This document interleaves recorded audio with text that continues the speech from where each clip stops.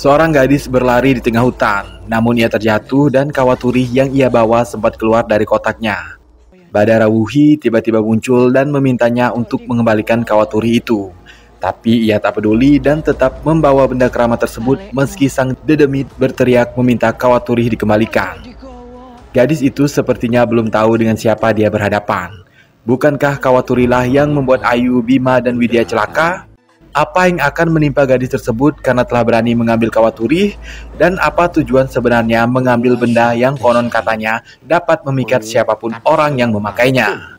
Yang dia inginkan.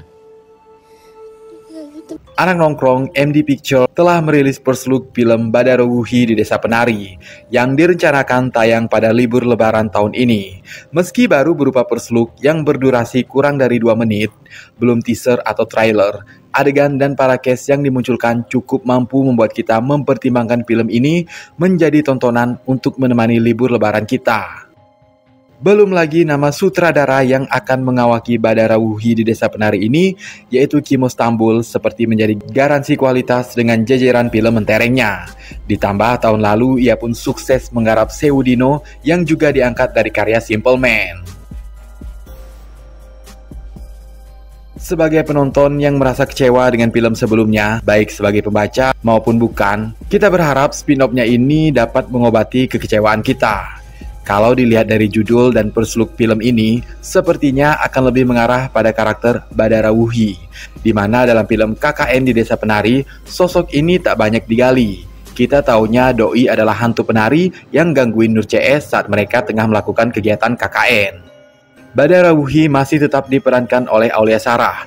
Keputusan yang tepat untuk tidak melakukan recast. Dia udah pas banget sih meranin hantu ini. Selain Aulia Sarah, ada cukup banyak deretan nama beken yang didapuk sebagai pemain untuk spin-off ini. Di antaranya Dinda Kanya Dewi, Aming, Jordi Pranata, dan yang sekarang sedang hits berperan dalam film-film horor sukses adalah Maudy Eprosina, di mana film terbaru Maudy, Pemukiman Setan, mendapat ulasan positif. Anak nongkrong melalui first look Badara Wuhi di Desa Penari ini ada plot atau subplot cerita yang bisa kita tarik sebagai gambaran bagaimana filmnya akan berjalan. Baiklah anak nongkrong, yuk sama-sama kita breakdown dan mencoba melihat poin-poin penting apa saja yang ada dalam first look Badara Wuhi di Desa Penari. Let's do it!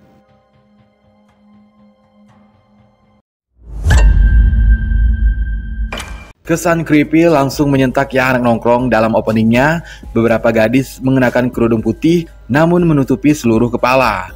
Mungkin ini semacam syarat yang harus mereka lakukan. Ada sebuah pondok, mungkin sanggar tari di hutan Napak Tilas, di mana Ayu, Widya, dan Bima sempat terperangkap di sana. Jika benar, artinya spin-off-nya ini adalah prequel yang menceritakan kejadian sebelum kisah Nur dan kawan-kawan dalam film sebelumnya, di mana sanggar tari versi KKN di Desa Penari tampak sudah tak terawat.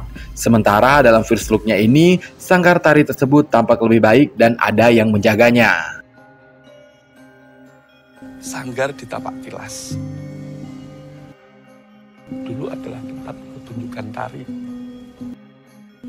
untuk warga desa kami. Desa Lelembut yang dulu berdampingan bersama kami.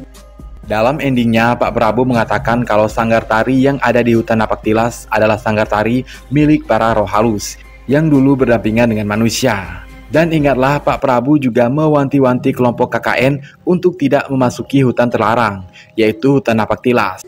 Saya minta kalian semua jangan ada yang mendekat ke Gabro itu ya. Apalagi sampai nekat, kalian semua masuk ke dalam hutan itu. Namun dalam first look-nya ini, para gadis masuk ke sanggar tari yang ada di hutan tersebut. Kemungkinannya dahulu hutan Napak Tilas masih boleh dimasuki warga. Belum ada larangan seperti kisah yang ada dalam KKN di Desa Penari. Seorang nenek mengatakan pada Mila, karakter yang diperankan oleh Maudy Eprosina, kalau ia pasti bisa menari. Meski Mila mengatakan jika ia tak bisa menari. Nenek kemudian memberikan semacam tanda di kening dan menyuapkan daun pada Mila. Gak bisa menari, Bu. Bisa. Para penari diinstruksikan untuk bersimpuh dan menghirup selendang. Hirup selendang.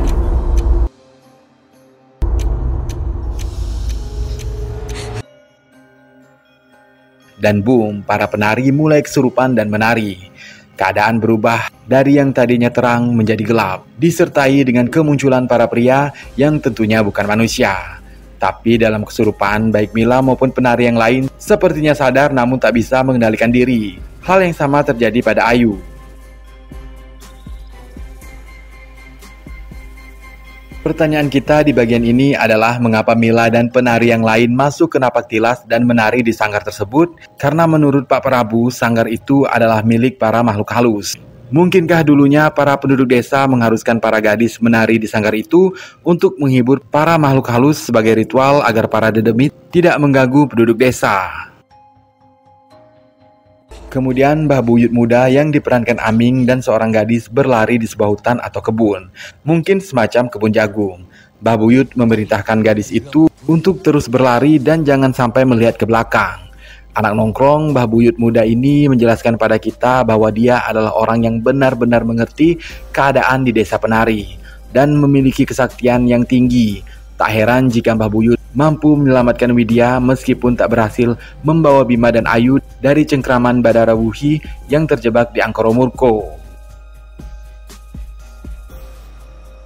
Setelah mencapai hutan, gadis yang berlari tadi sempat terjatuh dan menyebabkan Kawaturi keluar dari kotaknya. Ia sepertinya baru pertama kali melihat Kawaturi.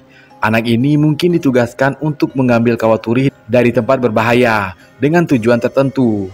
Menurut Mbah Buyut, Kawaturi dan selendang hijau yang Nur temukan di tas Widya adalah milik Badara Wuhi.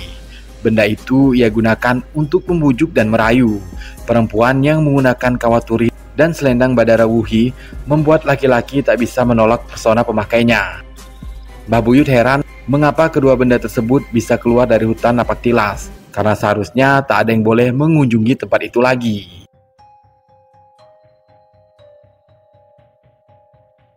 Dari keterangan Mbah Buyut ini, kita bisa menyimpulkan kalau dulu hutan Napaktilas belum menjadi hutan larangan. Namun mungkin karena ada suatu kejadian atau hal lain, akhirnya penduduk melarang orang-orang untuk pergi ke sana seperti yang dilakukan Bima.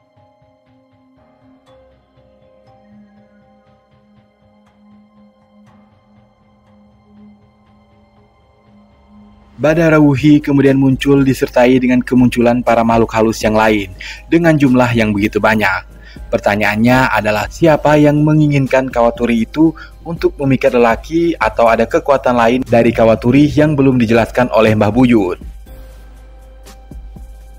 Mungkinkah dulunya ada seorang gadis yang bernasib sama dengan Ayu dan Widya dan akan dijadikan dauh oleh Badara Wuhi sehingga jalan satu-satunya untuk mematahkan kutukan itu adalah dengan mengambil Kawaturi? Ataukah hal ini ada kaitannya dengan ucapan Pak Prabu bahwa dulu penduduk desa menumbalkan anak perempuan mereka agar dijauhkan dari kemalangan. Namun ada penduduk desa yang tak sudi menumbalkan anaknya, dan Kawaturilah yang dapat membebaskan mereka dari syarat tersebut. Anak nongkrong, Mimin mau lihat pendapat kalian nih tentang perseluk Badara Wuhi di Desa Penari. Tulis di kolom komentar ya.